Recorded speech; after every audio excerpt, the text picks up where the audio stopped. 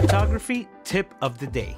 If you so happen to get some dust on your sensor, the fastest way to remedy this is to use a rocket duster. The best way to use a rocket duster is to simply face your camera sensor down and use the duster in an upright position. This will allow dust particles to fall down and away from your camera sensor. Mr. Camera Junkie's tip of the day. All right, welcome. My name's Louis, also known as Mr. Camera Junkie, where I remind you to upgrade your skills and not your gear. Welcome to the live stream. Today we're celebrating my birthday. It's my birthday weekend. I turned a big 40 and we're celebrating here on YouTube. I like to start as always with my tip of the day, and now we can get right into it. There really isn't much more except just me hanging out and, spending my time with you guys to get to know everyone a little bit better.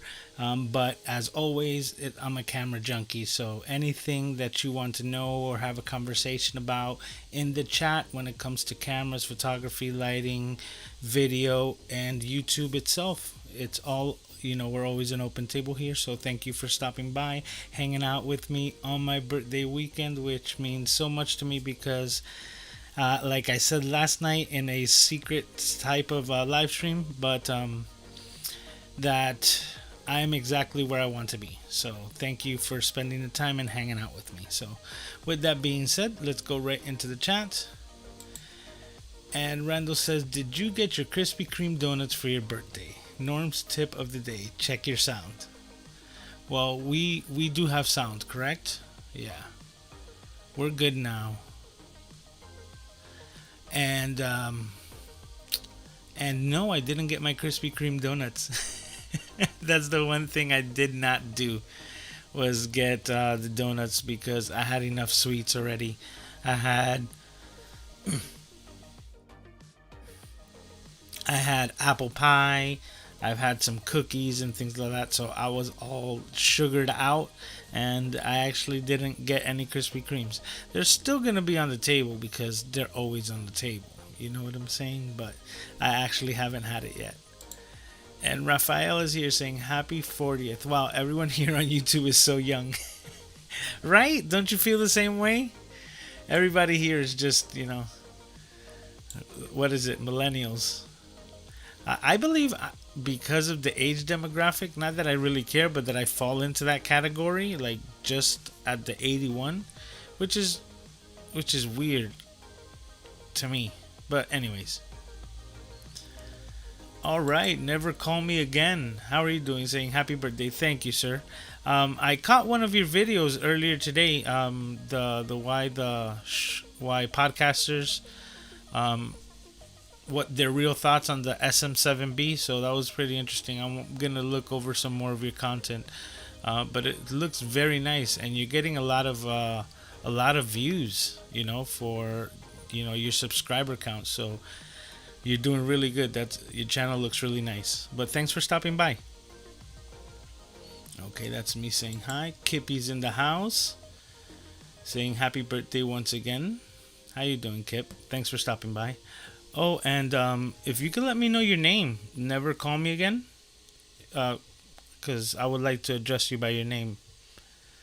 Randall is giving hands here and saying happy birthday to the happy birthday weekend.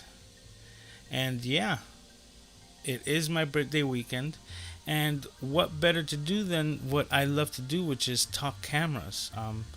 I saw some a rumor from Gaston Shutters. Well, let me address myself. I really didn't see the video. I saw that he released a video, and once I saw that even on the thumbnail, it said rumor, and I'm like, I'm not gonna waste my time on rumors.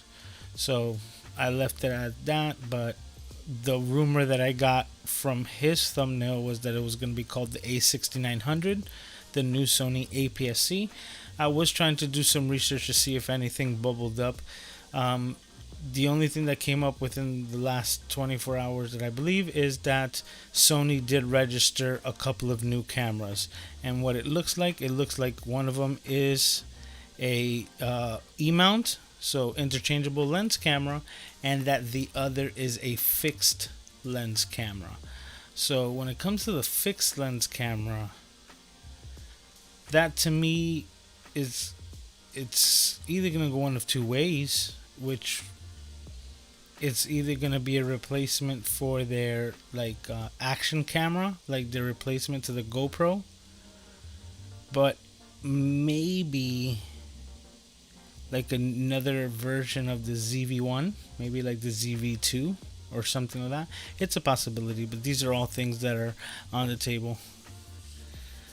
Oh, Raphael's telling me that I fall into exennials. Okay, so that's, well, that makes more sense that way, but yeah. Well, you see, like I said, even though whether I fall into it or I fall out of it, I really don't pay attention to it. But it was just something that, because people are just finding out my age, was told to me, and I was like, really? Because that doesn't sound right, you know. I actually think that, you know, I actually love my age because of where I'm at right now. Like, being born in the 80s or in the early 80s, it allowed me to see so many transitions of technology, because I, being born in Puerto Rico in the 80s, were still using rotary phones. So I saw hold on, let me get, I saw a quick snippet online, I can't remember where, of like teenagers today. They were given a rotary phone and asked to make a phone call, and they couldn't do it, and it was really funny. So with that being said, I love the fact that I was able to see the technology progress from being homes without computers to homes with computers, to, you know, see going from film to digital when it comes to stills cameras, also from film to handy cams, you know, and that being in everyone's, you know, home. VHS. I dealt with mixtapes when it comes to recording music. You know, I was able to see so much and understand it, that now being 2021, and the way that I comprehend technology and how far it's come, I've lived an incredible period, you know, of history, that I'm grateful. I'm grateful for everything, you know. Yeah, I absolutely love this time to know that I can, you know, in my future years, I'll be able to speak back to, like, oh, I remember, you know, 56K modems and the sound that they would make, and that you would lose an internet connection if somebody picked up the phone, comparative to not even having internet. So I absolutely, like, I cherish my life's timeline, because I was able to see stuff pre-technology, and I'm in the middle of it right now, and to see what the next 5 and 10 years is gonna bring up is gonna be amazing. So one hell of a ride. All right, let me go back to this. I'm an exennial. Okay, so he says, I'm Robert, and it's a pleasure to be here. Awesome, Robert. Welcome to the Camera Junkie live stream, the Camera Junkie crew. We're all, you know, we're all enthusiasts, different levels of doing this when it comes to, you know, podcasting, YouTubing. Raphael's a professional in his field, and he's now starting to bless us here on the YouTube community with all of his information. He's also another great channel that, if you haven't, I definitely recommend you guys check out.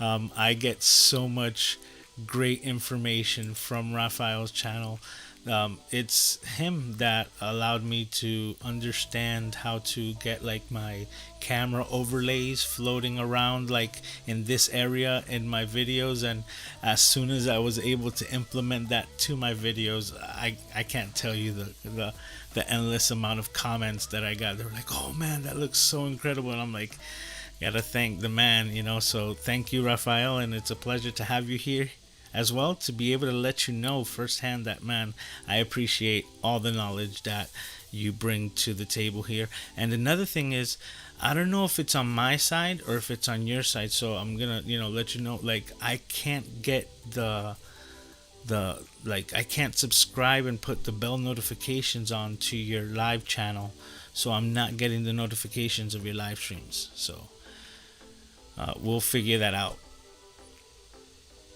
All right, Legacy Visual Media is in the house. How you doing, sir? There we go. That's a little loud. Let me bring that down a bit. All right.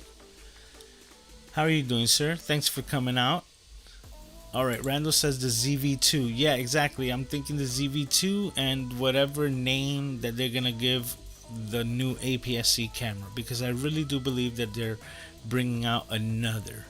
If you were to tell me if it was a choice between the A6700 or the A6900, I think they would go 67, because it would give them space to upgrade to the 68 and 69 on top of that series, and kind of have like different tiers, saying that the 6400 would become the entry level APS-C in Sony, the 6600 would be the mid tier, and this new A6700 would be the new flagship in the APS-C line.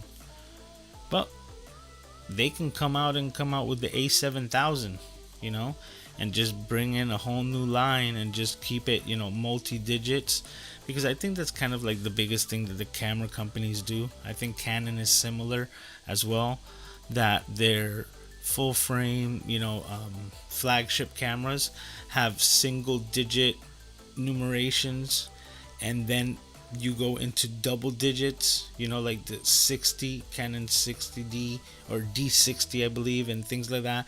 That's already into the APS-C, or even 4 digits when it comes to the international version, saying that it's like the D1200 or something like that. So I think that's just the way that they model their cameras when it comes to the numbers. So, being that in that manner, I wouldn't be surprised if Sony comes out with the A7000 series and just starts a whole new line that way. But one good thing is that I believe that from the information that I was able to see about the registering of the cameras, usually when that information gets leaked from Sony, it kind of like the cameras follow not too far long behind it. So I wouldn't be surprised if like within, well, it has to be within the next 2 weeks, but I wouldn't be surprised if it's this upcoming Tuesday that we'll see kind of an embargo lift, and a bunch of the channels that I follow that haven't really been putting out videos, there's probably just the embargo's gonna lift, and we're gonna see a flood of the new cameras being presented to us in our subscription feeds here on YouTube, because that's usually how it happens. Okay. Question: why live stream Saturday nights? Well, prior to my situation changing right now, being a single father and like 100% caretaker of my son Aiden, now with documentation and the finalization of the divorce, I'm complying with the divorce mandates, which is that mom gets Aiden for the weekends, but I am majority custody of Aiden. So now that I have the legal documentation to actually advocate for my son, I actually feel that I can allow him to spend the time with them, because it's unfortunate, and I'll talk about it. I'm an open book, but it was unfortunate that there was a situation where trust was really misplaced, and I did not feel that I had the ability to advocate or show up to her home to pick up Aiden, my son, because a prior event was that I was asked by the police or escorted out. Now, nothing as a problem because there wasn't a situation, but just because I showed up to pick up my son and I was negated that and escorted by police to be removed off the premises, that broke me and the trust that was trying to be established, even past, like, post separation. And I spent 2 weeks without my baby boy, and it was the worst 2 weeks of my life. I can honestly tell you, from going from him being born prematurely and me catering my entire life for my son and spending every day with him, and knowing that every day he would wake up to me and me to him, and because of the relationship aspect, I was negated that. It really, like, it broke a certain amount of trust in the relationship that could not be fixed. And now that we've moved past that, I have been taking care of Aiden this entire time, and it's not like that it's been an issue. But the reason why he hasn't been staying over there for the weekends is because I do not trust the fact that if I were to drop him off again, it could be the last time that I would ever see my baby boy. And because Florida and the way that the state works, if the paperwork isn't taken care of ahead of time where I could advocate, so if police were to show up for whatever reason, I have the right to just advocate and take my son with me no matter what the situation. I did not have that power until recently when we finalized the divorce, and because of that, that's how the situation was, where he was with me all the time. Now I'm complying to the letter of the law, and he's spending the weekends with mom and grandma. And I do have a little bit of separation anxiety because it's been over 5 years of me and him every day. And but now I'm just trying to make the most of the time, and that's the main reason why Saturdays was the only time that I would live stream, because it was the only time where I can control the time, and I would only live stream at midnight because that would be the time that I would be able to put him down to sleep and try to go live without having him make as much noise as possible. But that really didn't make much of a difference because most of the times he would be awake anyways, making noise. So I miss him. I miss him making noise here on the live stream. It's been also a big part of the live stream, but I'm trying to not be that overprotective parent, and I try not to call and make sure that he's okay because I can't see him physically. I need to trust and work on that myself. So that's what I've been doing. It's not easy, especially because it's just been a couple of weeks. Like, this is the third week.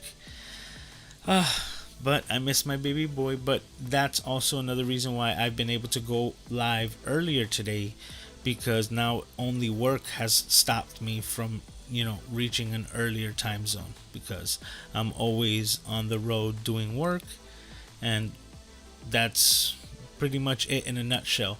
Things are starting to change now because I have more time on the weekends, so I don't even know if even earlier could be a possibility, but I think the earliest that I could even do on a Saturday would be 10, and I would really have to structure my business around that as well. But if I want to take this seriously, this is something that's a possibility. But right now I'm gonna try to move it an hour earlier and try to do my best to keep it at the 10:55, 11 o'clock time slot, so to speak. So, but that's a great question. Now, let me get back to the chat, because I get into my memories and I just start telling telling you guys about me and how things are going. But that's exactly what it's at.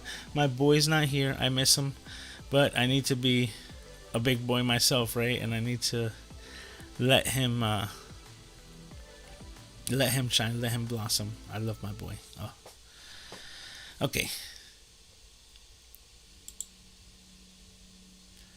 Okay, Kippy says my name's Nakib.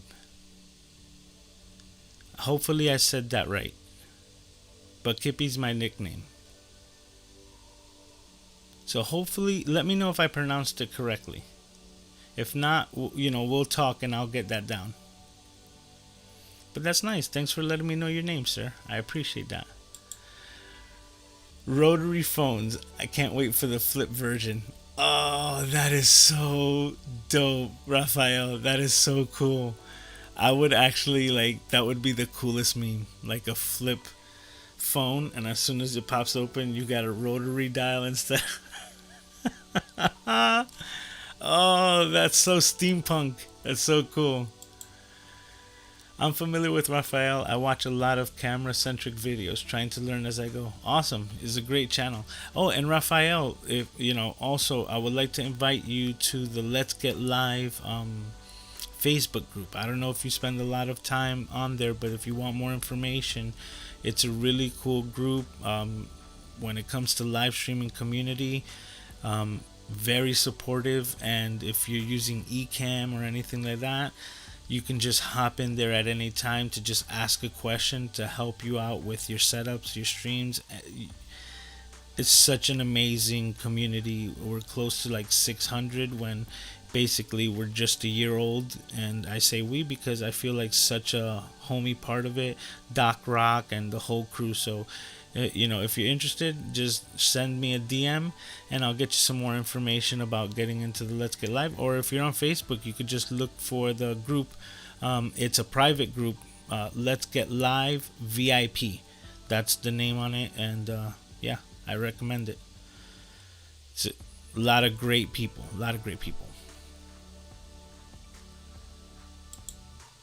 Raphael says I'm blushing. Thanks. No, man, come on. We've talked before, and you're amazing, and I love your live streams, and the fact that you bring up all of these artifacts from your past, and your the history in your profession. It's so dope. I always love to come to the live streams. I learn something new every time while I'm here, so thank you. Hey, I appreciate all you guys, man. That's what I try to provide. I try to provide as much information and more based on my experience as well, because that's the most credible that I can be. It's hey, this is what I think and I believe, but I also have a different aspect because I came from the IT field, and the computer aspect, so I understand computers a little bit different. Okay, Randall saying the A61. Oh, why didn't that come up? A6100, A6200. Exactly, there's still space for that. Or A67, A64, A68. You know what? Maybe the A6800. Because nobody ever thought of that. Because if you do the A6800, let me hydrate.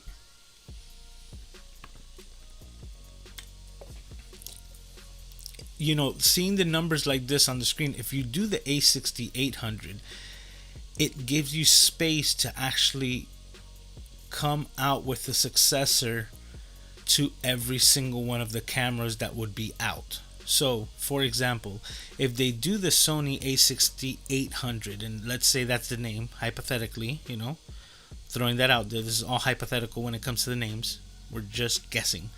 But if they go A6800, that gives them the ability to come out with an upgrade to that and be called the A6900. It still leaves the space for the A6700 to be the successor of the 6600, and still has the spot to create an A6200, like Randall just said, being the successor of the A6100 if they were to come out with that camera. So that could work and still keep it in the line, and then that would mean that Sony would have fulfilled the entire 6000 series with numbers and cameras, they would have eventually released an A6000, an A61, an A62, an A63, and so on and so on and so on, all the way down to 6900. That's an interesting thought. Joanna Swan's in the house, telling me happy birthday. Thank you everyone for the happy birthday wishes. I really do appreciate them. They mean the world. Sammy Superstar saying what's up, saying hey. All right, Joanna saying woo. There we go. Says wow, thanks for sharing. Glad it's getting resolved. Oh yeah, but I tell everyone I'm an open book. I could only be myself because I only have 40 years of experience in it. So I'm an expert in being myself. It is what it is, and when it comes to the relationship between me and my wife, it's not even like there's a disdain, it's just I recognize that I joke around and I say it's like cheesecake, I can love it and want it every day, but it's just a detriment to my health. So it's a fun way of just saying it, it's just throwing a little light to the conversation, because even though you plan for a lot of things in life, sometimes they just don't work out, like the situation with my son. We were planning for everything to be normal, but he decided to crash the party, and he was born at exactly 6 months, 4 months prematurely, and yeah, and he decided to crash the party. But he's my little soldier. This guy was given less than 25% chance of survival at birth, and that was before his first medical procedure, and this first medical procedure was within the first 24 hours of him being here.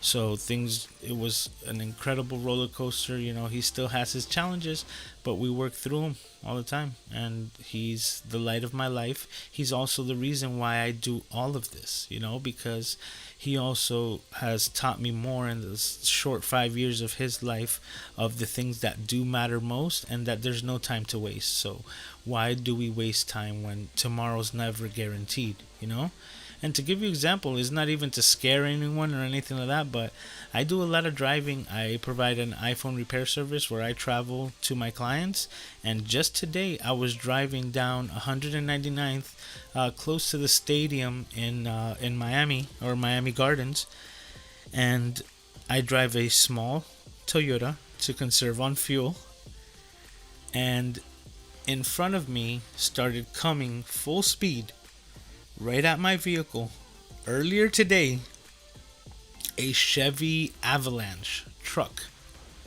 coming down the street 40-50 miles an hour in the wrong direction, like if they was playing chicken, just coming at me, and I'm honking, I'm flashing lights, and I do not know what. There was no deviation from the driver.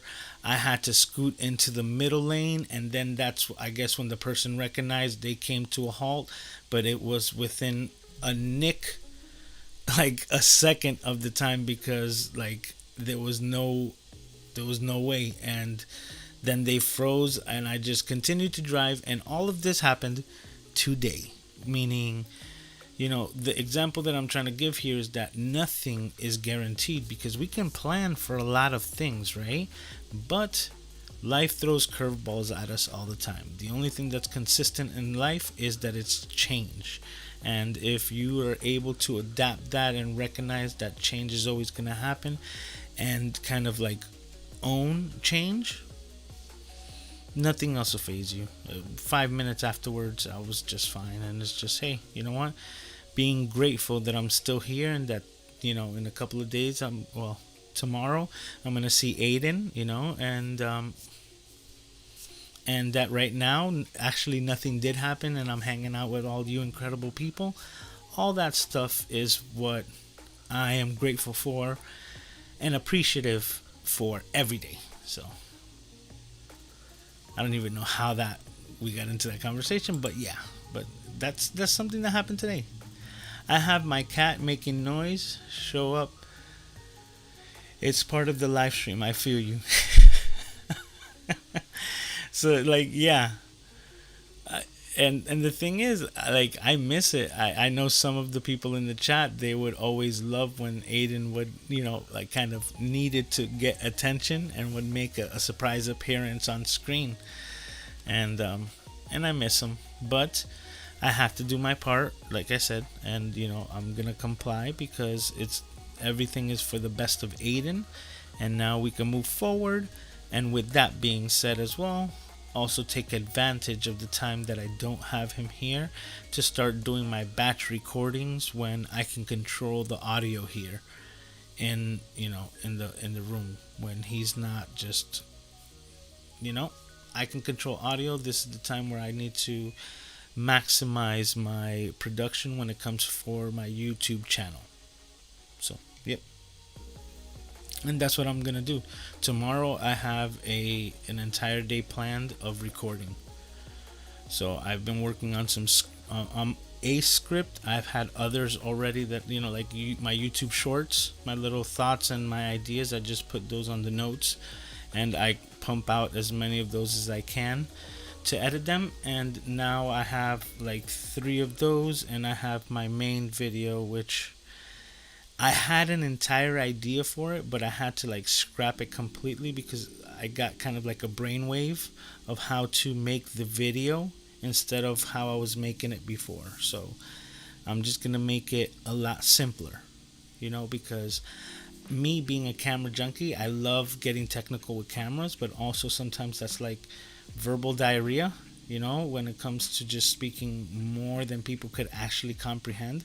So I'm gonna try to make it as easy as possible with the video, and I'm cutting out a lot of stuff, but because so much was cut out, that what was left didn't feel like genuine, so I'm reshooting the whole thing all over again and just making a new video because I got a new vibe for it. It's gonna be the same like information, is just gonna be delivered differently, and I'm gonna see how that goes, see how that goes off when it comes to the video itself.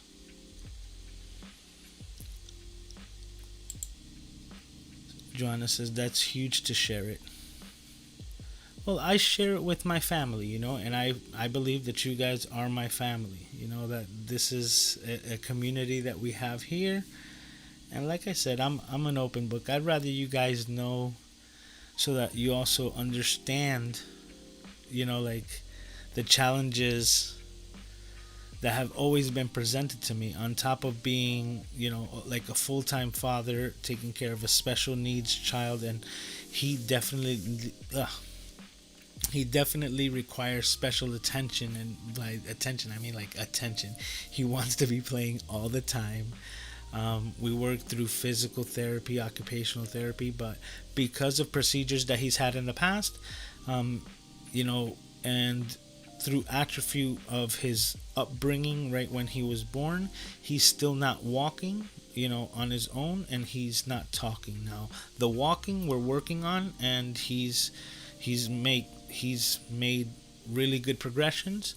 But with the talking, it's never a guarantee because of something physically that's like affecting his vocal cord on the left side. So it's called the PDA ligation from a surgery, like basically a heart surgery that he had when he was like 28 days old. And that affects his vocal cord, and that's something that's physically there, that because of it, he might not ever have the ability to compress like the air correctly to speak. But he's still my guy. He might not be able to talk, but he definitely expresses himself, and that's it. I'm talking about him so much, it's making me miss him, because I guess like out of sight, out of mind. But just talking about him, oh man, I'm gonna get all teary-eyed over here because I miss my baby boy.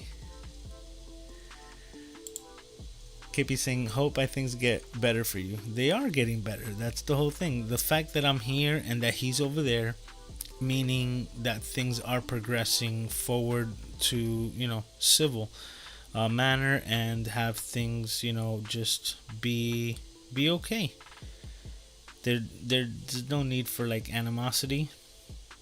Things don't always work out, but we move on, because I definitely wasn't planning on getting divorced, but it's something that's a reality, and now I just accept it and move on. But with that being said, I see so many good things for me in the future that maybe that was something that was necessary, because when it comes to life in general, whenever there's a void, there's something that needs to fill it, and sometimes there's something big that's on the way that's coming to fill up, and the void needs to be created ahead of time so that there's space for it, like in my life when it gets here. And I think it has to do with what we're doing right now. I think it has to do with YouTube, because on another note, not everybody's ready for kind of like the limelight, and that's speaking the truth, I believe. Some people don't want it, and I feel that my wife could be someone that doesn't want the light, and now, if that's something that I know definitely affected my content creation in the past, because I didn't want to accidentally have her in some footage and then cause a problem because she didn't want to be on camera. So that always stopped me from having myself on camera. Now that she's not part of it, then what's stopping me? And that was one of the big factors that got me back in front of the camera. So, like I said, sometimes you need to have the void for the bigger things to fill in, and hopefully, I think that the YouTube is going to be the big thing that might be filling the time and the space, so to speak. So, we'll see. I do this for fun, and that's why I have so much fun doing this, and love all of you guys that are hanging out here with me. So, oh, he says I got the pronunciation pretty much spot on. Nice, thank you. Sammy says let's get live. Yes, Joanna, Sammy, they're all part of the Let's Get Live community. Yeah, you see, she says I met you there. Absolutely, just a great community.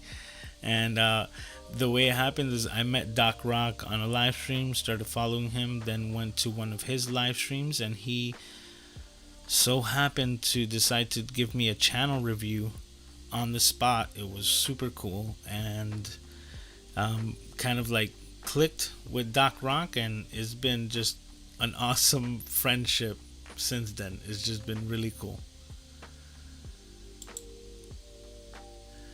I have some pretty good stories saved up for my 10K sub live stream. The smallest things I've done in my career and some of the absolute dumbest. Nice! Some things that still make me cringe.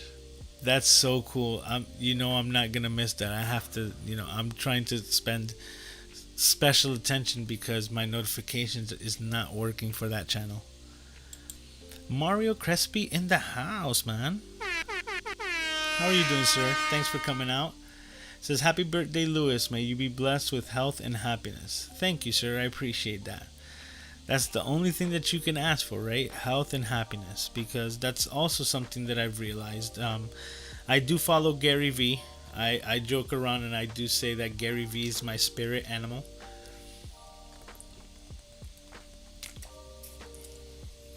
But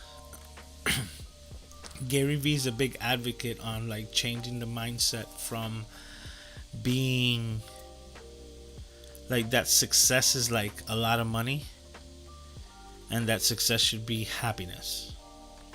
And now I've spoken to some of you about what I've done in the past, and that some of you know that I did do some stand-up comedy as kind of like a bucket list thing.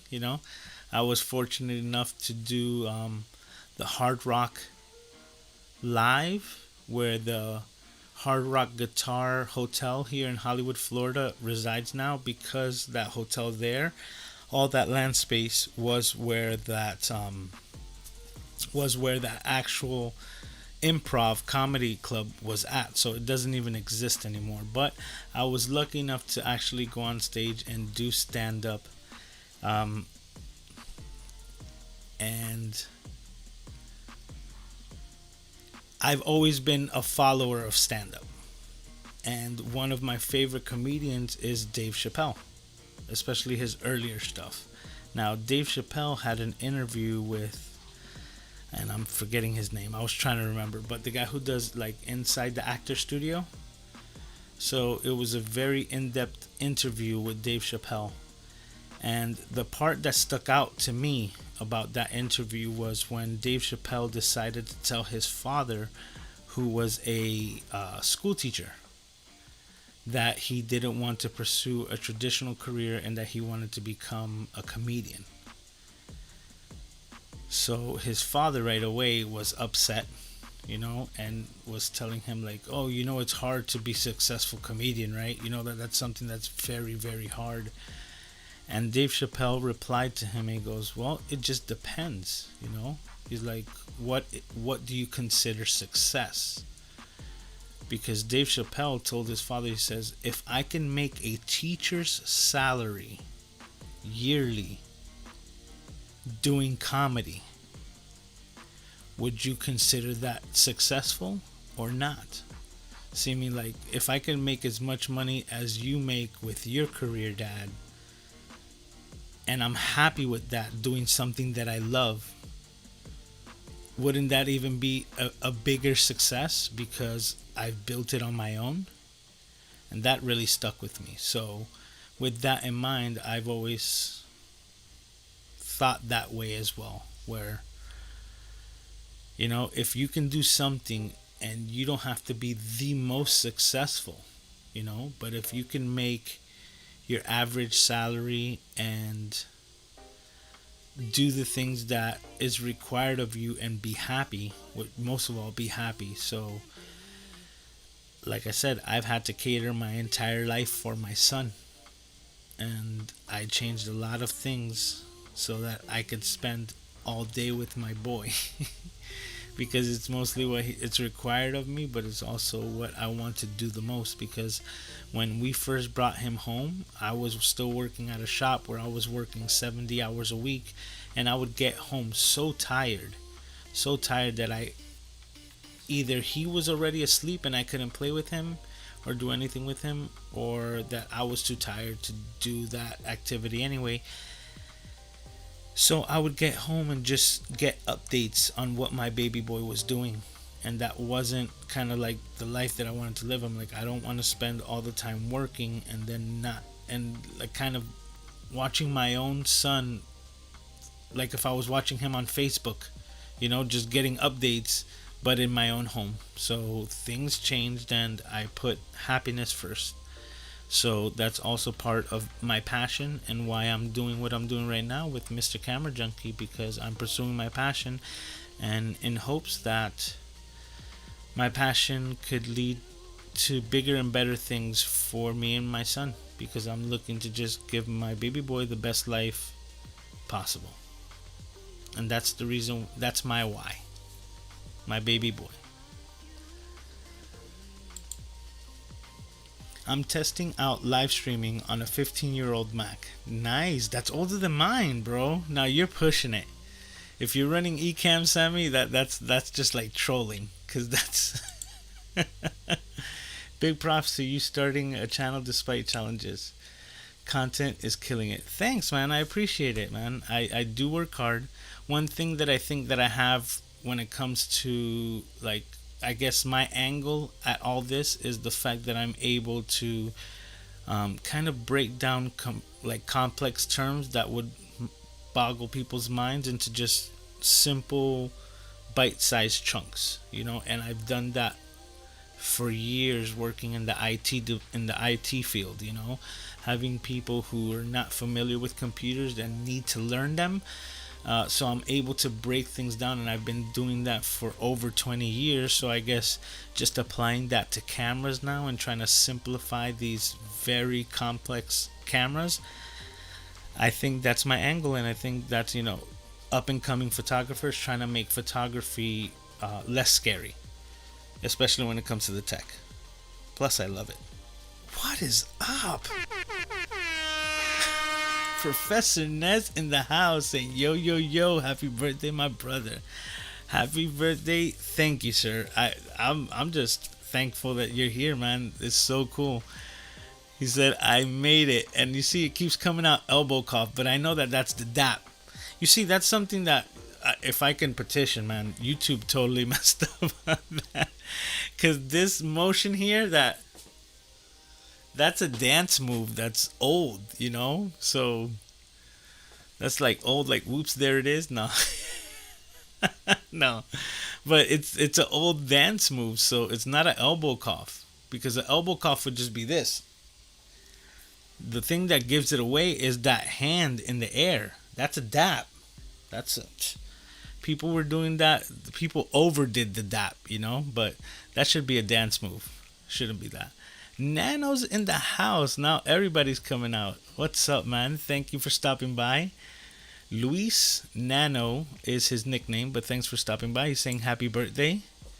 Thank you, man. Thanks for stopping by. And the same with Aaron. Aaron Short saying happy birthday, man. Thanks for stopping by. Look, Peter Gregg as well. Happy birthday. Today's the day. Actually, it was yesterday, Peter. That's what I was explaining to you in your chat. It's the 14th. It's my birthday stream because this is my birthday weekend. I wasn't going to do a live stream and not celebrate it, you know? Because yeah. I feel rejuvenated right now at 40, and it sounds, some people be like, really? And yeah, you can think it sounds crazy, but I feel rejuvenated at 40. I feel like I have a whole new mindset, a whole new set of goals, and I'm hell bent to reach my goals. Like, I'm just dead set. That's what's gonna happen. It's an inevitability. Because there's no quit in me. Because whenever I try to say like, oh, you know what? When I try to like roll over in bed and just say like, just stay in bed for 15 more minutes, is like, I think about Aiden.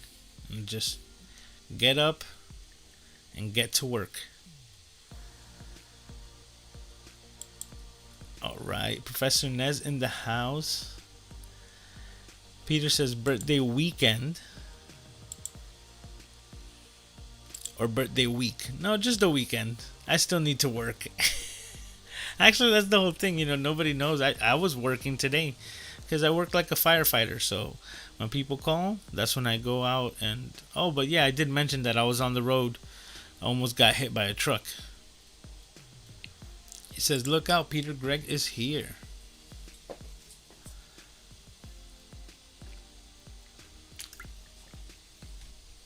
Randy saying Krispy Kreme, ice cream, and hot fudge. Oh, those are just trigger words. That's what that is, Randy. Those are just trigger words like Krispy Kreme, ice cream, hot fudge. Just Aaron says I feel old at 40. Really? Come on.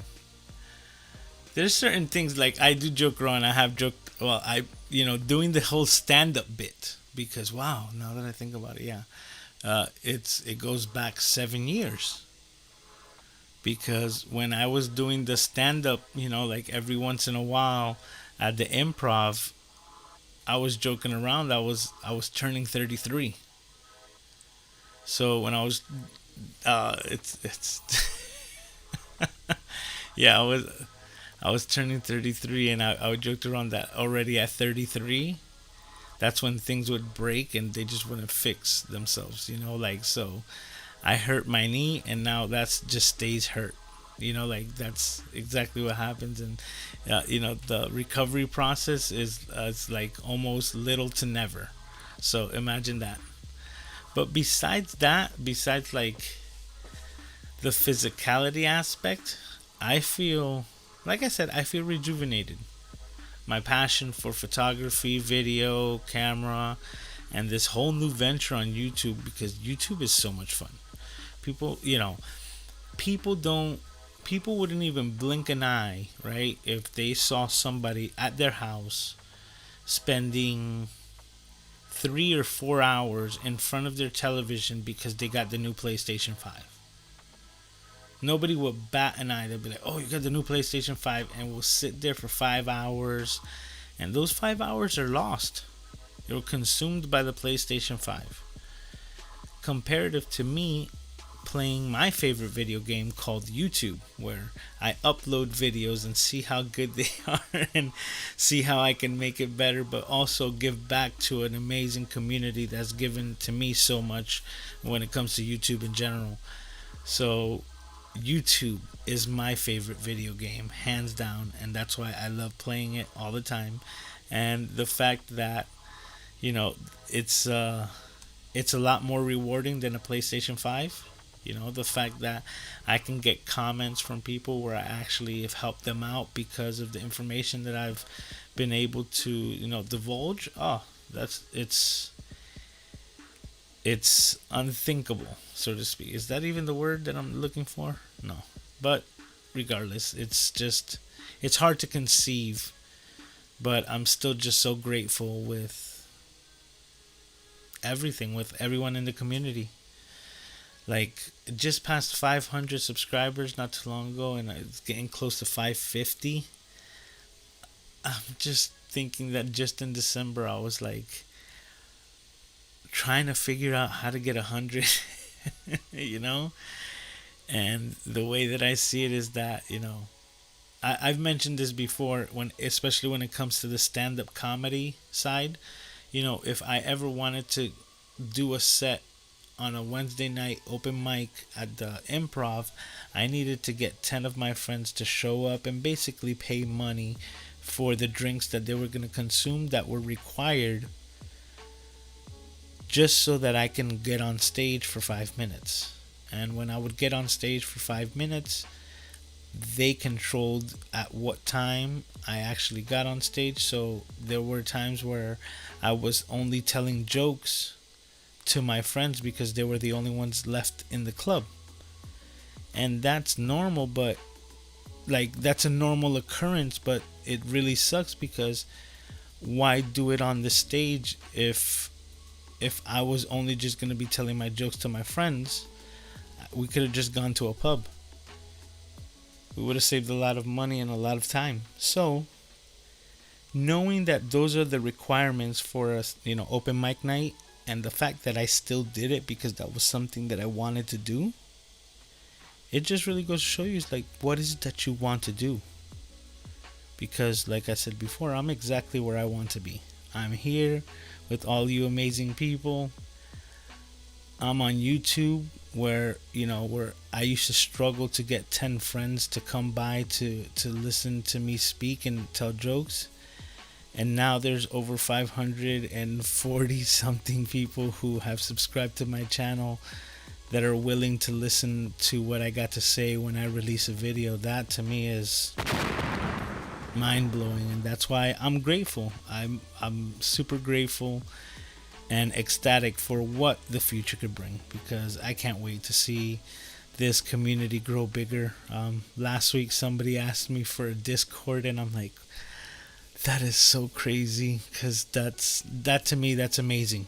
Because the fact that somebody would even ask me to open up a Discord, it's an honor for me. So I started looking into it, just to see what can be done. I haven't really looked that much into it, but just the fact that it was asked of me, I'm just shocked and grateful. So it's super cool. I can't even tell you. Oh, thank you, Peter. I just got a message that Peter Gregg just bought me a coffee.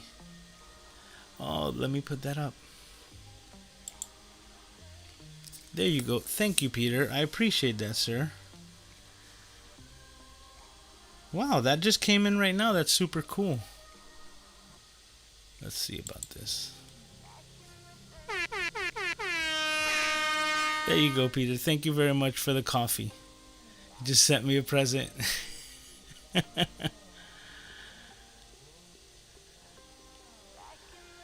All right. Okay, I believe he said his name was Roger. Says I have to go, but glad I stopped by. See you next stream. Happy birthday. Hit the thumbs up and subscribe.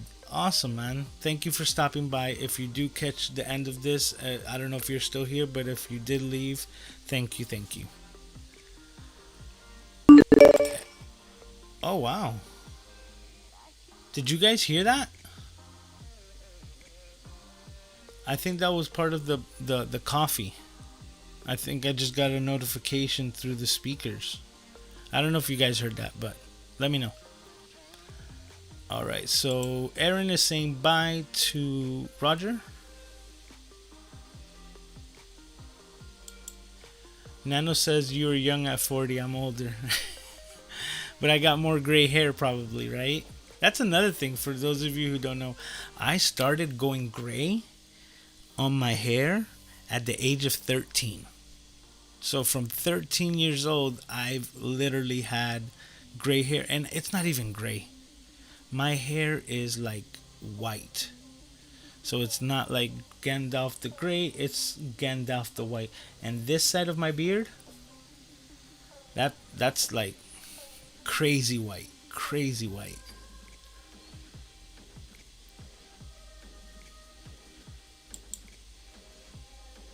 He says, no buy me a coffee description, birthday time. Here's a great birthday resent. Thank you, Peter. I can't, it's like I blush almost because I'm so grateful, that means so much to me. So thank you very much. He says, don't resent him. Especially on his birthday. That's a good one. Oh, McNasty's here. How you doing, sir? He's saying happy birthday. Thanks for stopping by, man. You know what? If I would love to know if you're on Instagram or anything like that, because I would love to see any images that maybe you've taken with your A6100, maybe of your baby boy, something like that. I would love to see any photos. So if you do have any that you've taken, maybe they're already on Instagram, don't hesitate to tag me on them so I could take a look. It says YouTube is a world and our channels are the stage. Absolutely. That's what I was kind of like getting into with that fact that with YouTube you can upload an hour video. Like, you're not limited to 5 minutes. So if you wanted to, like, say I wanted to pursue stand-up comedy, who's stopping me from just uploading half an hour sets that I'm trying to get my work polished, so to speak? Nobody. And I actually saw that there's so many comedians that have an entire, like, I guess you would call it like a cult following on YouTube that you would never hear of mainstream, but have hundreds of thousands of followers that they just go to any city and send out a message to their community only and go, hey, I'm gonna be here tonight. And so many people from that city just flock to his location, and he'll do a set and then just leave the next day. It's incredible because he totally like circumvented the traditional system, and through YouTube is living one of probably his best life because he doesn't have to jump through the hoops of a traditional improv house, and he has an entire following on YouTube. That was something that was just so amazing to me. There's a couple of new people that I've been following in the last week when it comes to YouTube. I'm not gonna mention them because, oh man, like maybe on another stream I'm still just scratching the surface of them. But the whole thing is, one of those, like, you probably have never heard of these people, and one of them have 4 million followers on YouTube platform. So it goes to show you how many people are right here within this platform absolutely killing it on this platform. And it's almost like nobody knows who they are. It's amazing. It's an incredible platform. I absolutely love YouTube. The possibilities are almost endless. Oh, Peter's sharing my link. Thanks, Peter. And he says, let's all treat Lewis to a cup of coffee on his birthday. Thanks, Peter. I appreciate that. Says, yes, I heard the notification sound. Okay, so that did come through. Okay. Well, if that made that sound, that means that I have the ability to change that sound. And I'm going to. That one seemed a little... I need to make it a little bit softer. He says, please change the link to buy me a Krispy Kreme. He goes, I believe that's possible. What Lewis said in the previous episode. You can change it to whatever you want to buy me a pizza. The thing is, actually, that's not a bad idea, Aaron. Buy me a Krispy Kreme. Maybe I'll change the little logo here on the bottom. Right? I'll change that from a coffee to a Krispy Kreme donut. Or maybe just add, buy me a coffee and a donut. There you go. And a Krispy Kreme, and just add it because they go together so well. Coffee and Krispy Kremes. Yeah, I believe I read typos. I think I got it right. I did say it. Okay, Nano says my beard is gray but not my hair. Now, are you like fully white beard? Because I'm getting close, man. People tell me like, oh, why don't you use Just for Men? I'm like, no. Just the reason why I would never dye my grays is because it grows too fast. And if I dye the grays, then I'm dealing with roots, and having like the closest to my face be white, and then you can see the separation. I'm not dealing with that. It's defeatist. The fact that I have a beard is because I don't want to deal with everyday shaving. People say like, oh, what? Like, people have asked me if my beard is because of religion. And I'm like, no, it's laziness. It's like, I don't want to shave every day. And it was when I was moving into the house, so it goes back years, but it was when I was moving into the house that it was a little long, and I would always maintain it with my clippers. But because of all of the move and all the commotion, I couldn't find the box with my clippers. So it started like, it got to a length where it got real itchy. And it felt like, because it was almost like the hair was curling back and then just poking at my skin. It was driving me crazy. But after a couple of days of that, it like grew out of that stage. And now I feel like I'm 15 years old because I don't have to shave at all. And it's going to sound funny. Well, it is funny to me that I see commercials on television to be like, this razor and that razor. I'm like, just stop shaving. Well, because they were saying, get this razor for shaving irritation and this lotion to soothe. I'm like, stop shaving and there will be no irritation. Like, it's so comfortable. That's why I still have my beard. Well, one of the main reasons.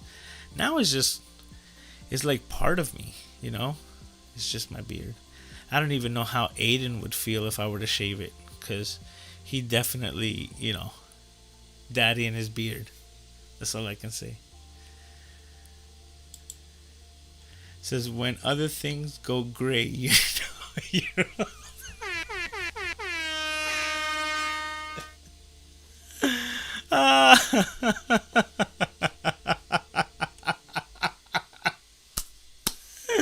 Oh, Aaron, man, I appreciate you, man. It says, honestly, Lewis, I was thinking you was 33 years old. Thank you. I appreciate that, man. Hopefully, that's the energy that I still have, because that's kind of my point. Like, the energy that I feel rejuvenated, I feel that aspect. But yeah, no, I'm 40, and that's why I'm definitely have enough life experiences, and I love so far. I've been lucky. Oh, that's coming through as well. Okay. Oh, Randy bought me a coffee. Thanks, Randy. Appreciate you. I guess they're coming in now. I need to change that. Let me see. No, I don't even know where that sound is actually coming from.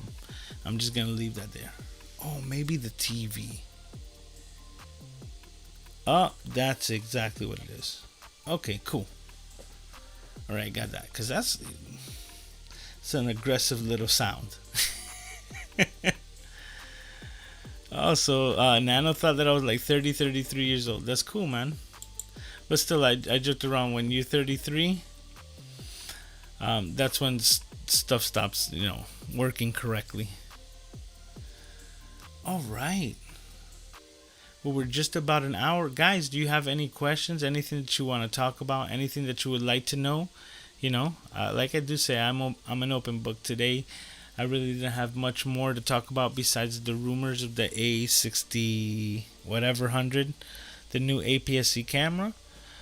But yeah, I just always have so much fun, but I always value everyone's time. So if you guys don't have anything else, but just let me know, because I could always ramble on. I always have so much fun. But no. Well, I don't know. I think this feels about right. We just passed an hour. We're 12 o'clock. It says, LOL, I enjoy your hearing the second thing and go. But you know what? It's early enough for me to try to maybe get a Krispy Kreme. And finish, finish off the night right. Okay, Aaron's got a question for me. He says, how do I match the image from my ZV-1 to my A7 III? And he says, what's that, Peter? I think he was talking about the sound of the Buy Me a Coffee. He says he enjoyed hearing the second little tick-a-ting coming through, even though it scared me. I just lowered the volume, just to make sure. Okay, Andre.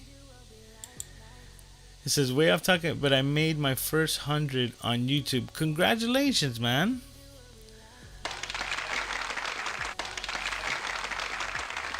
Absolutely, man. I actually think that the first 100 are the hardest. For whatever reason, I just think it is. And maybe it's just the amount of content, things like that, the flow, and just learning YouTube itself. But to me, the first 100 were the hardest, obviously. It's also something that I think I mentioned it before. I don't put that much thought into. It's a personal thing, because it's just letting me know that it's like 100 people who believe in you, who believe that what you're doing is good enough for them to continue to follow you on this journey, which is amazing. So I don't know if you heard any bit of what I said before about like the stand-up comedy and the things that are required there, and that the fact that right now there are 540 something people, that if I were to say like to fit that in a room in a coliseum, 500 people, that's a packed house at a huge amphitheater thing, like for like a legit stage. That's 500 people is a lot of people to speak in front of. Now the YouTube stage itself, it's much bigger than that, but to get recognition, to get recognition of 100 people, it's a huge accomplishment. So congratulations, man. Congratulations. That's just keep it up, man. And then you'll realize that from where it goes from here is really up to you, because of the simple fact that it all has to do with the inevitability. So inevitably, if you stop doing what you're doing, it won't grow. But in the same inevitability, if you continue to do what you're doing, it's only going to blossom. But it's always left in your hands. But congratulations, and I'm glad that you got your first 100. That's a big number, and celebrate it, man. Really do. Because of the simple fact that I always say, celebrate it and recognize it to yourself, because it's only going to happen once. You're never going to reach 100 subscribers again, because it's only going to be more and more and more from here. So always take the time to just take it in, even if it's just for a second, and be like, wow, like I was able to accomplish this. And in my opinion, the hardest platform to accomplish that in. I think YouTube is the hardest one to actually get the most subscribers and views and stuff like that, because it's actual people that are doing it behind the accounts. How could I explain? It's not that other platforms are fake. It's just it's a much more like much more intimate connection between, you know, the person who you're speaking to, for the simple reason I have a TikTok account with my business, and I have a video that's reached 150,000 views, and it's led to nothing, like a handful of comments or anything like that. Yet a video on YouTube can have 50 views and can be filled with comments and filled with engagement, and you're actually building actual connections with the people who are behind the comments. It's a whole different monster, and that's why I love YouTube. YouTube is my favorite video game.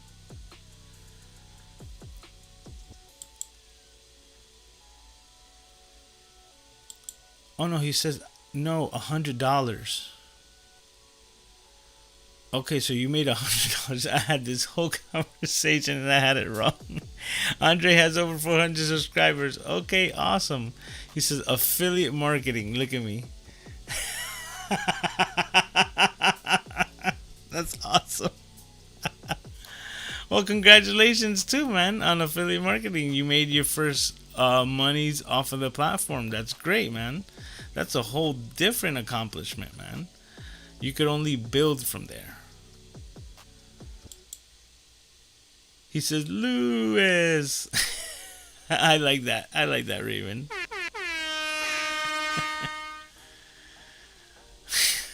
Aaron says $100 is better than 100 subs. I don't think so, man. I don't think so. Oh, Nano's heading out. He's saying later, folks. And he says, that came up. It says Aaron with the hammer. All these comments got all jumbled up. But that's awesome, man. Congratulations, making $100 off of affiliates. Nice. I need to start doing that a little bit more. I made a video about buy me a coffee.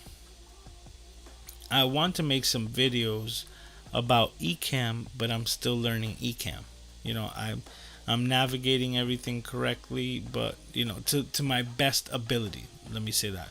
To my best ability, but I still have a learning curve when it comes to Ecamm. There's still certain things that I haven't done with the program and that I'm learning to do.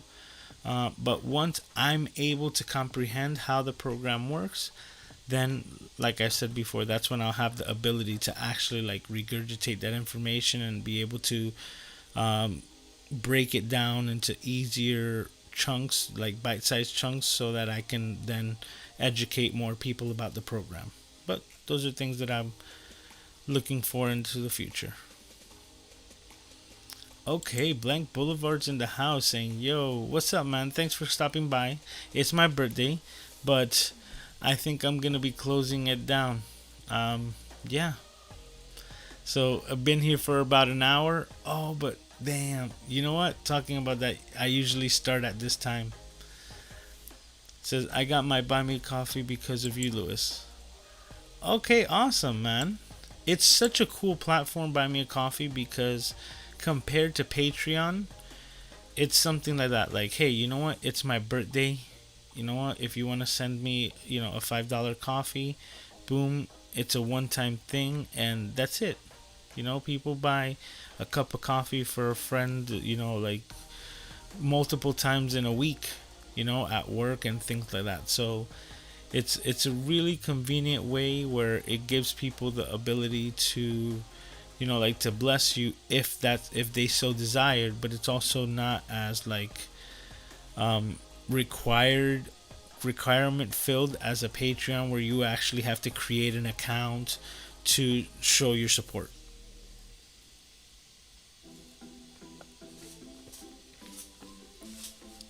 I think Buy Me Coffee is really cool because of the convenience and the ease. Another cool thing about Buy Me Coffee is that I choose to take on the transaction fees. So if it's like a $5, donation, the person who's donating is only going to be charged $5, not $5 with a transaction fee and a little extra change or anything like that. No, it's just like a 5 spot. So anything when it comes to the transaction, I've set it up through the program so that that would come from what I'm getting benefited from. So that way it's just like I think it's a win-win situation. I really think that Buy Me Coffee is really cool. He said, "Haps, my dude. Thanks, man. Happy birthday." Yep, Andre's saying that as well. So you got 10 in here now, Lewis. Don't stop now. Okay, well that's...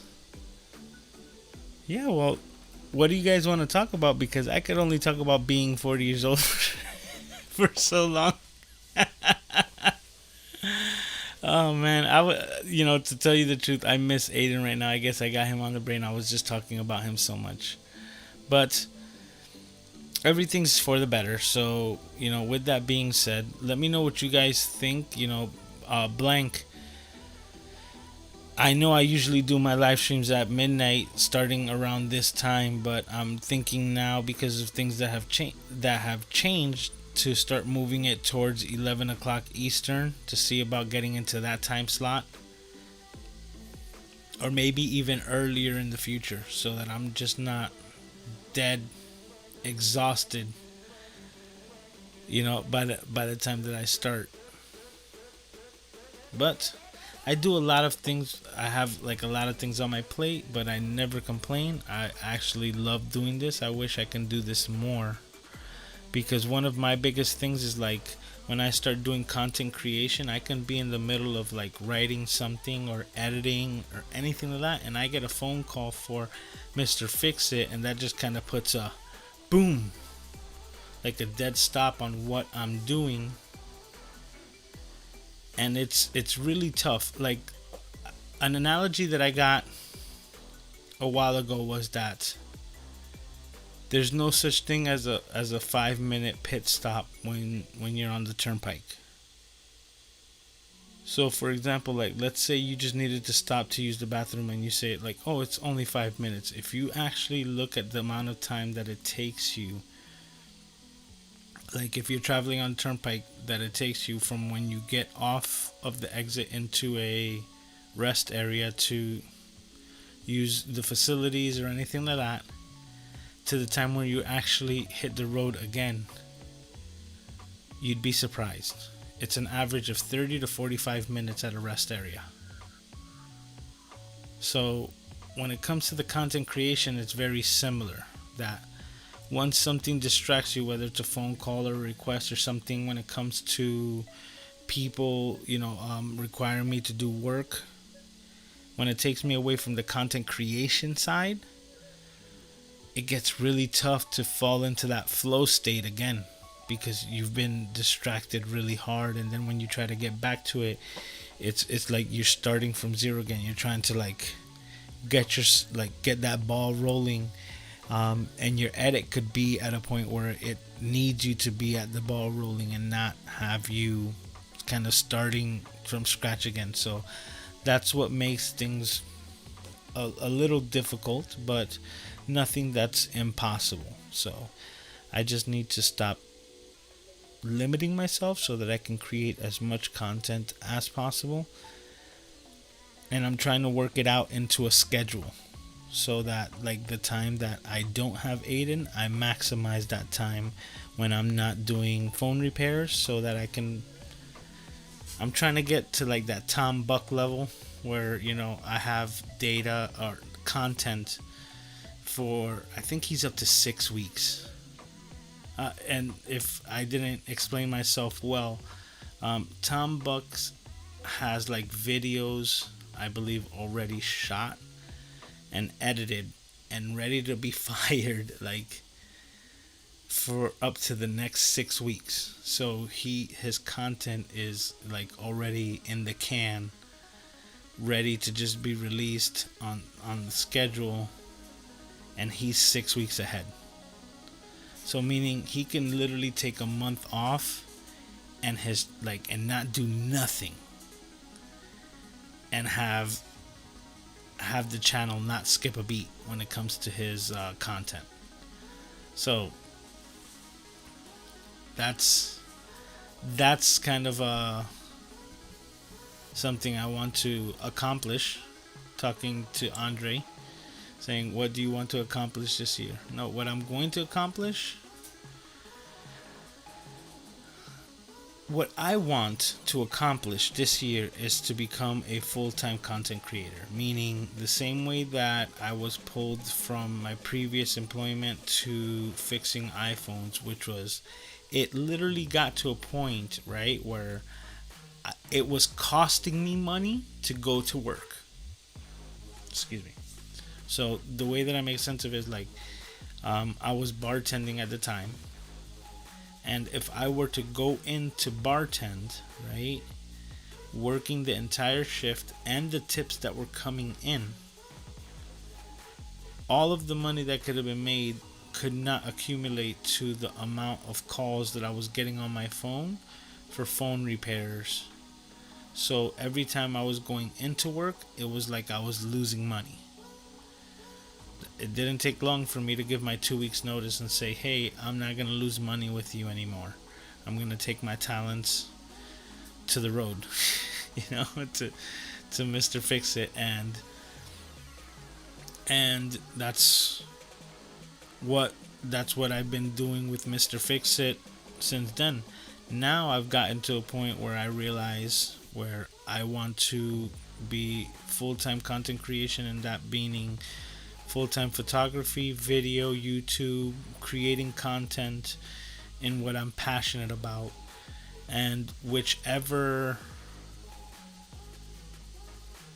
one does best, but all of them combined, just rising together, should be enough to pull me away from the Mr. Fix It, which is tough because Mr. Fix It is still like my baby. That's my business. There's only one Mr. Fix It.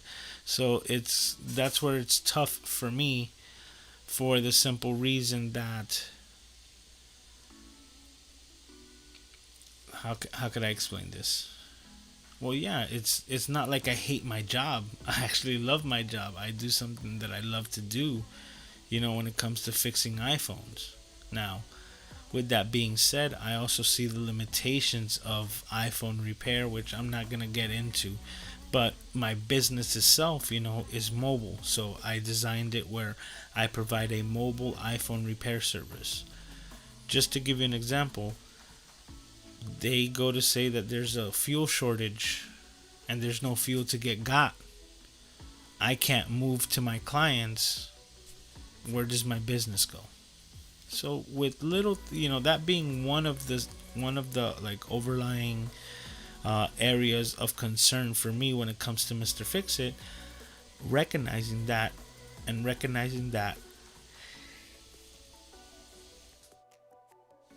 excuse me, so sorry. Give me a second. Let me hydrate.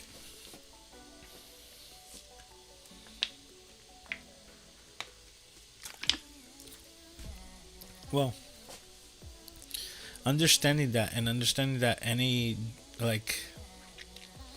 type of employment that can be replaced by an automated system is going to be replaced with an automated system, and that's why Heather Ramirez and Tom are constantly talking about the passion economy, because the economy that's gonna rise up from this in the future, I believe, is exactly like the creator economy, something that you're creating because only you can create it. So the scarcity of whatever it is that you're designing, whether it's an NFT, however it is that you're deciding to look about that into the future, the scarcity of something created by a certain creator is what's going to thrive the economy, because there's going to be a lot of jobs that are no longer going to be available because of the simple fact that it's going to be so automated. Right now, banks are down to one teller. You know, there was a time where nobody would go to an ATM. Most people don't know what an ATM stands for. It's automated teller machine. It's in the name. You know, so now if they get more advanced automated tellers, they're going to have no tellers at all. And that's what the automation system is, just leads you to understand. So with that being said, the creator economy, whether it's photography, video, and it's not always necessary saying that I'm going to be the most renowned, photographer, which I aim to be, I hope to be, one of them, but, just a resource in photography. But the fact that, how could I say this exactly? Well, yeah, that I hope to be the best creator, but that you always gonna have skills that you learn, like the skills of editing video, things like that. Even if you do not, right, just become the most successful, or not successful, because that's kind of the point that I'm trying to get to.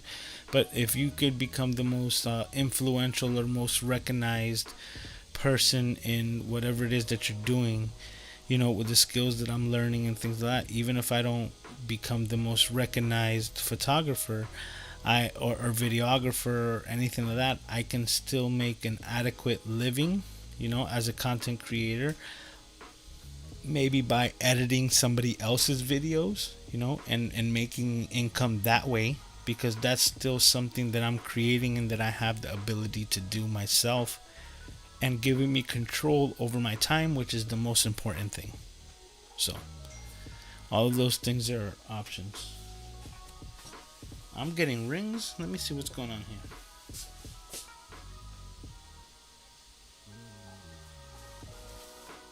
Oh, that's not even my iPad. That totally threw me off. Sorry, guys. I fix iPads too, so I picked up an iPad for repair for tomorrow, and it's going off right now at 12:30 a.m. It's getting messages. Okay. What's a good one-man camera to start YouTube channel with? Well, that's a great question, Peter, but there's an important question there that I would ask always, which is, what's your budget? Because it all depends, I don't like to get into either camp of saying like gear doesn't matter and gear does matter, because there's points for both parts. It all has to do about your financial position at the moment. Do you have money to spend $3,000 on a camera to start your YouTube channel, or do you have $500 or nothing at all?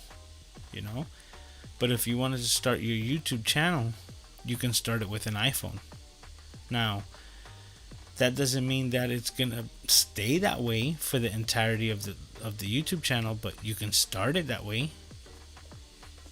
Mr. Beast, Jimmy, oh man, I'm running a blank on his name.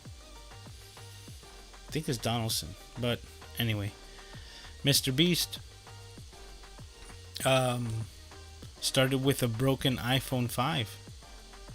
I think when it says broken, it was probably like a shattered screen, and it just maybe didn't even connect as a phone anymore, but it could take videos, and that's what he started making videos with. And even till this day, apparently, I think he doesn't shoot 4K or anything like that. He still shoots 1080 just to kind of keep a more like authentic feel, I think he said. Something like that. But it depends on the budget more than anything. If you don't have money, you can start with your iPhone. You got a little money. Professor Nez was in here earlier today, and you don't have if you're not that efficient into cameras, the Sony ZV-1, Peter, you have one. That's a great camera, and it's an all-in-one package that you can start an entire YouTube channel. And I think I'm quoting you when I say that, because I believe you mentioned that you can do everything that is required for YouTube with the Sony ZV-1. So I don't have one myself, and I've still recommended that camera because I know of the functionality that the camera has and the ease of use. Because I've seen, they're part of the Let's Get Live community. There was a set of young women who were not really camera savvy, bought the camera and started using it right away and absolutely said, I love it. It worked for me right out of the box without a problem. So that goes to show you the ZV-1 is probably the best camera to start a YouTube channel with right now. But that all depends if they come out with a ZV-2, which is a possibility as far as the rumors go. It says, do you think you can get a brick and mortar and hire an employee so you can spend more time on creating content? No. And this is the reason why I would say that so clearly, Andre, is because I had that. I was at the brick and mortar with an employee with all of this stuff, and it's actually so much more consuming because having to take care of an employee and worry about that aspect. And then the hardest part with my son is like, if the employee gets sick and they can't make it, and now I can't rely on that employee, I'm stuck at square one. So the fact that I'm able to spend time with Aiden at the house is the reason why I was able to create content in the first place, bar none, because YouTube wasn't even a thing. Like, that was even a possibility when I was spending 60 to 70 hours a week at my brick and mortar location. So I kind of realized that wasn't the type of life that I wanted to lead.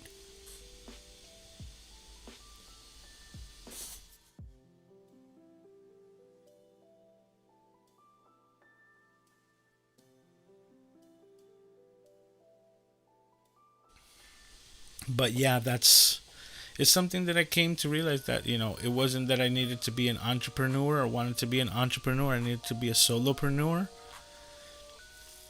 Because if everything ended up falling on my shoulders, then what was the necessary need of having the stress of taking on an employee? Because the employee becomes my responsibility. We need to work hard enough together to make sure that he gets paid and that I can also make a profit. And the brick and mortar itself is such crazy overhead, because if nobody shows up to the location, you still have to pay for the rent, you still have to pay for the lights, and if it makes it real tough. I know a lot of brick and mortar locations that are closing their doors as we speak, and the reason why I'm still in business is because I don't have a brick and mortar store. And that's speaking in all honesty. If nobody calls me today, right? Oh, I'm just saying, like, if nobody called me today for a repair, I don't have to stress to the fact that I'm like, I spent an entire day wasting electricity, light, location, all this stuff that needs to be paid for no matter what, and there was no work to pump out. The cost that I have whenever I do a repair is my fuel. The fuel that it costs me to get to the location so I can do the repair. And if nobody calls me, the car stays right outside. I don't turn it on, so zero fuel was wasted. It's almost like I could put a pause on my brick and mortar rent. Saying like, hey, nobody showed up today, so I didn't use the location, so I don't pay for the location today. And that's one of the things of the overhead. So on top of location, and so many different things like that when it comes to having that type of business like that, brick and mortar, that's not the way of the future. It just isn't. That's why I'm 100% mobile. But I appreciate the thought when it comes to trying to create more content, but I believe that now I should be able to create more content just because of the fact that Aiden's not here. So when Aiden's not here, he can't distract me, and I can really like zone in on doing work and also creating content. But I have no excuse now, especially if Aiden's not even here to require a distraction from me. He's being taken care of. I need to also work on just like letting go, like my separation anxiety, and not think about him all the time, and actually get work done. But I have been doing that. I've been taking advantage of the time, but it's like this is the third week. Yeah, this is the third week that has been happening. So yeah, we'll see how it goes. I should be able to get a schedule aligned. What I have planned for it is basically this.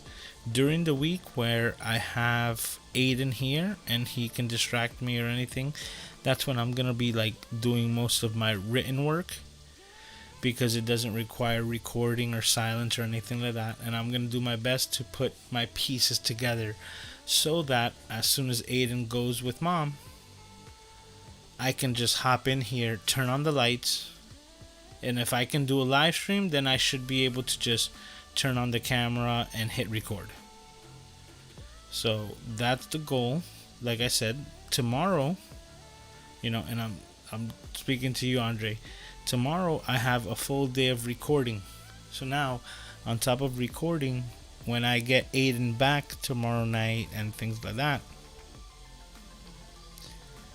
when I don't have the optimal conditions for recording, I'm not going to be required to do recording anyway. So I will have plenty of footage to edit and work on and have ready and try to get to the Tom Buck level. Like we were talking about, that where I'm a month ahead. Where I have the content consistently coming out week by week. And I have 4 or 5 weeks in the can, and I think that's gonna really, I think that's my goal, for the reason that I think is gonna allow me to be more creative with what I create.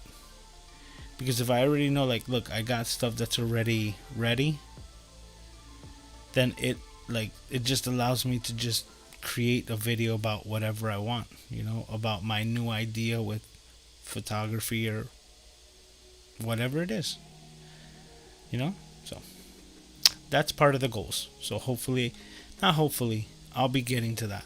See, that's also, I need to change the way that I speak about it, because we limit ourselves with our own speech. We're like, hopefully and maybe and I wish, and I'm like, no, these are things that I want, so I'm gonna do everything in my power to get them.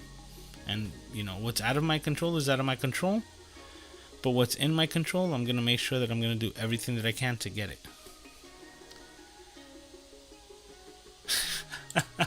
Raymond says there used to be elevator operators. That is such a great observation, Raymond. You're absolutely right. That there used to be a person who would just sit there and be like, what floor? And just have a little lever that got you to your... Yeah, anything that can be automated will be automated. That's such a great observation, Raymond. That's a good one.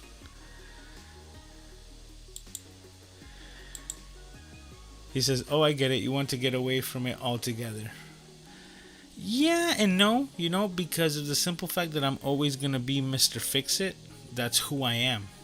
But if I am full-time content creation, so to speak, and that's my main thing, I can be extremely selective on the clientele that I pick for my Mr. Fix-It, by appointment only, and really maximize my time for the people who value it the most.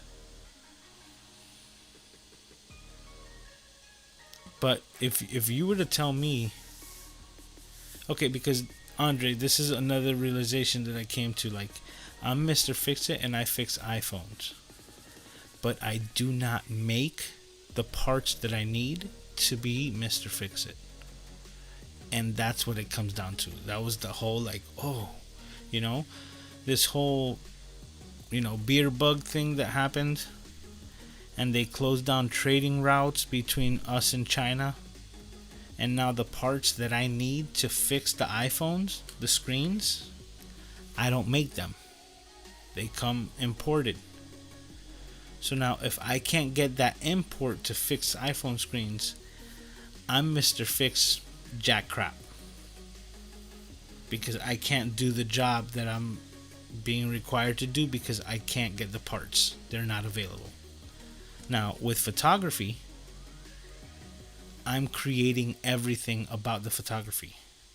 I already have the camera. I can take as many photos as I want. I have the computer. I can edit as many photos as I want and deliver them. And it's something that I created from scratch. And that, let's say for whatever reason, somebody was not completely like happy with the service, which hasn't happened, but just let's say they didn't like my way of editing. Worst case scenario, I can say, you know what, let's redo the photo shoot completely on me, okay, until we get the finished product that that person wants. Meaning I'm in complete control of the product source, the production, and the delivery, all in-house with photography. That was the epiphany that I had, that I was like, oh, I need to start moving more towards this, so that, yeah, kind of like, so that it's completely dependent more onto the content creation side, where I have control of all three steps. Mr. Fix It, I don't make the parts. So right there, that's one negative. And if it's something that was able to show me this week, just the other day, was that the television could tell people that there's a gas shortage and people will lose their minds, go run to the pumps, and then there's nothing left for no reason, because there's really no scarcity. But if they decide to make that an issue and now say that fuel is hard to get, right? Let's say that that's what happens. That's another like inhibitor of my business that I don't control, because I also don't make the fuel that I need to put into my vehicle to get around from place to place.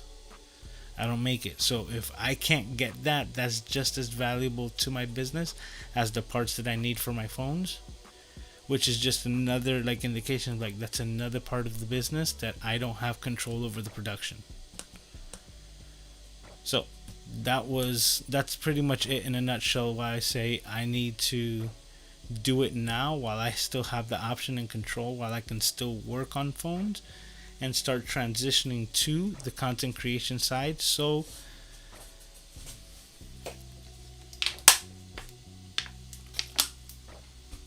excuse me, getting dry.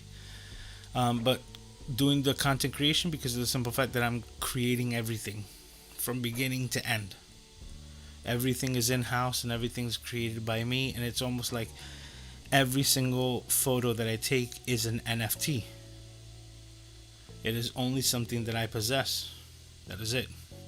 I'm the originator of the content, the curator of the content, and the deliverer of the content. All in-house. Plus, I love photography, so it's just a win-win. So hopefully that, that explains it. But that was my epiphany when it comes to really understanding, like, hey, you know what? This is where I need to start putting in more of my efforts so that I can make that grow.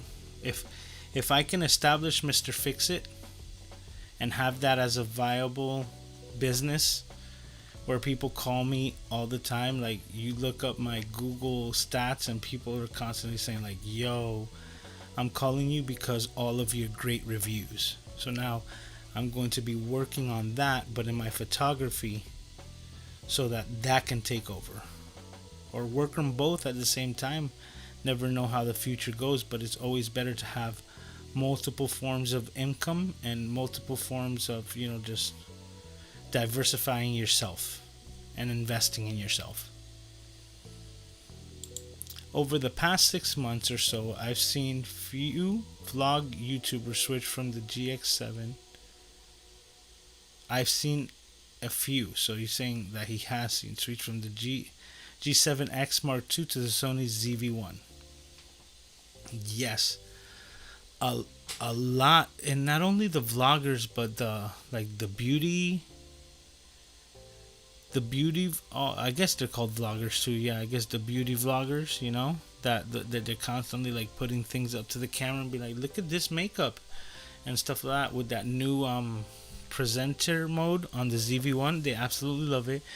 And then the fact that the ZV-1 has a beauty enhancer mode that doesn't look fake, and that they don't have to get like extra, they don't have to go extra to actually get on camera. A lot of females have been gravitating to that ZV-1 like crazy, and deservedly so. The Identity Booth. Happy birthday, Identity Booth. Thanks for stopping by, boss. I'm really bad with names. I think I know who I'm talking to. I met you in Clubhouse. I believe we met at Clubhouse. I believe we follow each other on Instagram. Thanks for stopping by, man, and thanks for wishing me happy birthday. That does mean a lot. But I am going to be calling it a night. I'm feeling it, guys. Right now, I'm crashing. And I don't know if it's like dehydration or something like that, but I'm going to get as much fluids as I can in me, and get some rest, because tomorrow I have another day of half celebrating my birthday with my family. I'm going to go visit my father tomorrow, my brother. I should see my sister. It's her birthday. So those are the plans for tomorrow. I'm going to try to get some rest now.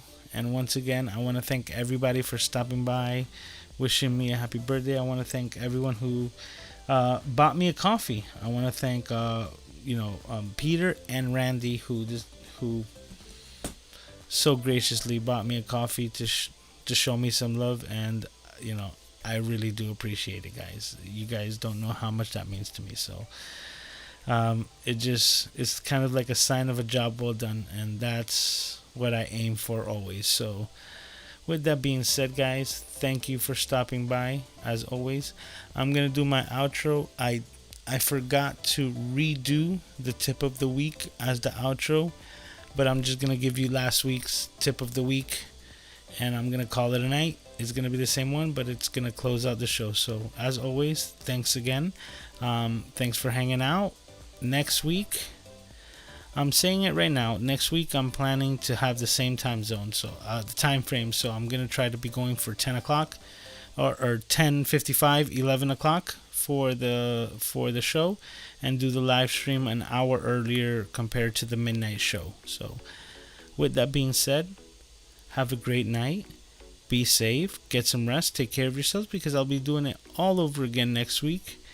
And I would love to have you here to do it all over again. So once again, have a great night. Be safe, and I will see you guys next time. Friction arms are one of my favorite accessories. Today's tip, I show you how I use friction arms to make handles for my camera cage. All you have to do is hand screw the 1/4-20s, set your desired angle, and tighten to set in place. Now you have an adjustable handle with multiple uses, allowing you to get a better grip on your camera for stable handheld footage. It can also be set as a top handle to get very low angles. Mr. Camera Junkie's tip of the day.